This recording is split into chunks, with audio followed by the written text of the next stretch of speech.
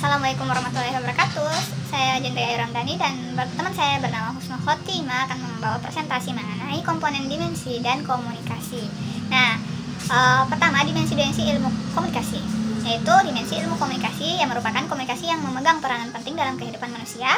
Komunikasi berasal dari bahasa Latin yaitu communication, di mana kata tersebut ini komunis, yaitu artinya sama.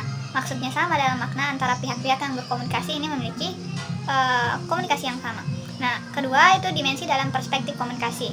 Pertama, komunikasi sebagai proses, di mana komunikasi yang dimaksud adalah kegiatan yang berlangsung secara dinamis.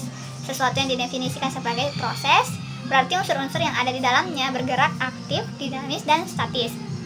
Kedua itu komunikasi sebagai simbolik.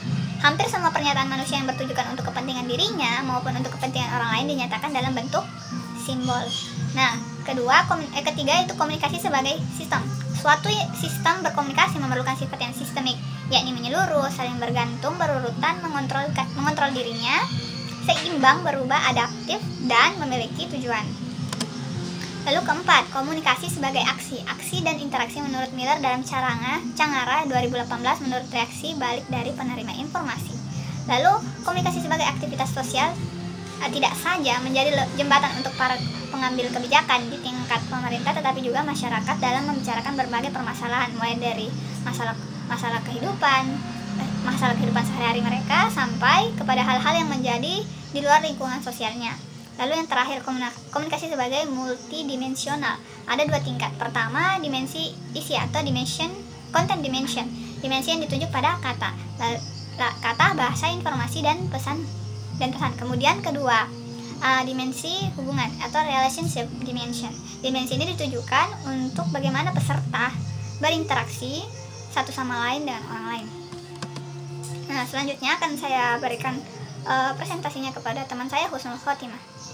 Husnul Khotimah, silakan. Selanjutnya yaitu tipe komunikasi. Tipe komunikasi yang pertama yaitu komunikasi intrapersonal. Komunikasi intrapersonal adalah penggunaan bahasa dan pikiran yang terjadi dalam diri komunikator. Komunikasi intrapersonal merupakan keterlibatan internal secara aktif dari individu dalam pemrosesan simbolik dari pesan-pesan. Nah, seorang individu menjadi pengirim sekaligus penerima pesan, memberikan umpan balik bagi dirinya sendiri dalam proses internal yang berkelanjutan.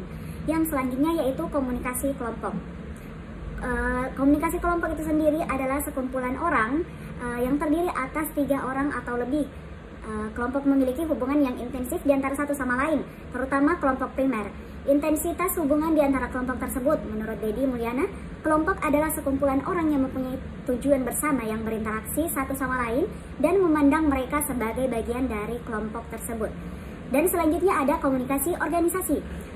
Komunikasi organisasi merujuk pada pola dan bentuk komunikasi yang terjadi dalam konteks dan jaringan organisasi. Komunikasi organisasi melibatkan bentuk-bentuk komunikasi antar pribadi dan komunikasi kelompok. Dengan demikian, komunikasi organisasi adalah suatu komunikasi yang terjadi dalam suatu organisasi tertentu. Yang selanjutnya ada komunikasi massa. Yang sebagaimana kita ketahui, komunikasi massa berasal dari istilah bahasa Inggris mass communication sebagai kependekan dari mass media communication. Artinya yaitu komunikasi yang menggunakan media massa atau komunikasi yang mass mediated. Selanjutnya yaitu komunikasi budaya. Komunikasi budaya adalah komunikasi yang terjadi dalam sebuah kebudayaan yang sama, yang berada di dalam budaya atau lingkungan tiap individu ataupun kelompok.